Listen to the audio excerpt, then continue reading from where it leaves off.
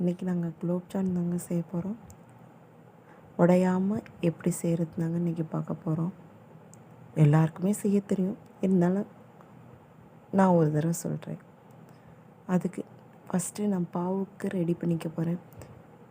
அதுக்கு முன்னாடி குலோப்ஜான் நீங்கள் எந்த பாக்கெட் வேணாலும் எடுத்துக்கலாம். இப்போலாம் கடையில் ஒரு பாக்கெட் வாங்கினா ஒரு பாக்கெட் ஃப்ரீன்ற மட்டும்தான் எல்லா இதுவும் கொடுத்துருக்காங்க. நான் இந்த தடவை ஆச்சி தான் எடுத்திருக்கேன். 1 கப்பு ஜீனி, 5 ஏலக்காய் நுணுக்கி போடுறேன். நீங்கள் தூளாக சேர்க்கணுன்னா 1/2 டேபிள் ஸ்பூன் சேர்த்துக்கோங்க. இதில் 1 கப்பு ஜீனிக்கு 2 கப்பு நான் தண்ணி ஊற்றிக்கிறேன். அப்போ தான் கொதித்து வர்றப்போ நம்மளுக்கு 1 கப்பு தண்ணி அளவுக்கு நமக்கு கிடைக்கும். நீங்கள் பாவு பார்க்கணும் அவசியமே இல்லை. 1 கப்பு தண்ணி வர்ற அளவுக்கு நீங்கள் வச்சுருந்தாவே போதும். இப்போ அடுப்பில் வச்சு இந்த ஜீனிலாம் இல்லாமல் கரைச்சி விட்டுருங்க. மாவெல்லாம் ரெடி பண்ணுறதுக்கு முன்னாடியே இந்த பாவை இந்த மாதிரி ரெடி பண்ணி அடுப்பில் வச்சுருங்க. நீங்கள் பொரித்து எடுக்கிறப்பயே நல்லா கொதி வந்துடும். பாருங்கள், இந்த மாதிரி நல்லா கரைய விட்டுட்டு அடுப்பில் வச்சுருங்க. வச்சுட்டு ஒரு சைடு ஒரு பாத்திரத்தில் 1 பாக்கெட்டு மாவை அப்படியே நம்ம கொட்டிக்கலாம். நான் அந்த தடவை பால் ஊற்றி தாங்க பிணைய போகிறேன். நீங்கள் தண்ணி ஊற்றி பண்ணினாலும் தண்ணி ஊற்றி பிணைஞ்சிக்கலாம். அதுக்கு நான் சின்ன டம்ளரில் 3/4 டம்ளர் பால் எடுத்து வச்சுருக்கேன். கொஞ்சம் கொஞ்சமாக ஊற்றிக்கோங்க. எனக்கு 1/2 கப்பு கரெக்டாக இருந்துச்சு பால். நான் அந்த அளவுக்கு ஊற்றிக்கிட்டேன். பாருங்கள், பால் ஊற்றிங்கன்னா உங்களுக்கு ஃப்ளேவர் நல்லாயிருக்கும். கடையில் வாங்குகிற மாட்டமே குலோப்ஜான் இருக்குங்க.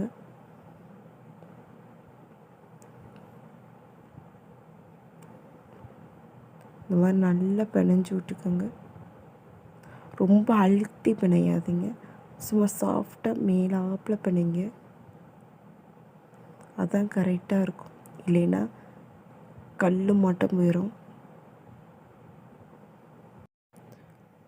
சப்பாத்தி பதத்துக்கு பிணையாமல் பூரி பிணைவோம்ல, அந்த மாவு ஸ்டேஜுக்கு இருக்கணும் உங்களோட நீங்கள் மாவு பிணைகிறது.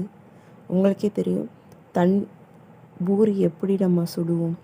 கொஞ்சம் மாவு கெட்டியாகவும் இருக்கும், ரொம்ப கெட்டியாக இல்லாமல் மீடியமாக இருக்கும். அந்த ஸ்டேஜுக்கு நீங்கள் வர அளவுக்கு நீங்கள் மாவு பிணைஞ்சிக்கணும்.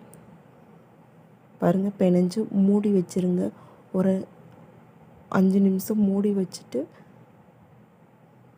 அதுக்கப்புறம் உருண்டை பிடிக்க ஆரம்பிச்சிருங்க. இப்போ பக்கத்தில் பாவு என்னாச்சுன்னு பக்கத்தில் பார்த்துடலாம். பாவு நல்லா இப்போ கொதிக்க ஆரம்பிச்சிருக்கு. நம்ம 1 கப் போட்டது 2 கப்பாக வரணும். இப்போ 5 நிமிஷம் கழித்து நான் உருண்டை பிடிக்க போகிறேன். எல்லாமே ஒரே சைஸாக பிடிக்கிறது போல் இந்த மாதிரி நல்ல சின்ன சின்னதாக பிடிச்சி வச்சுக்கோங்க. எனக்கு 35 உருண்டை வந்துச்சு.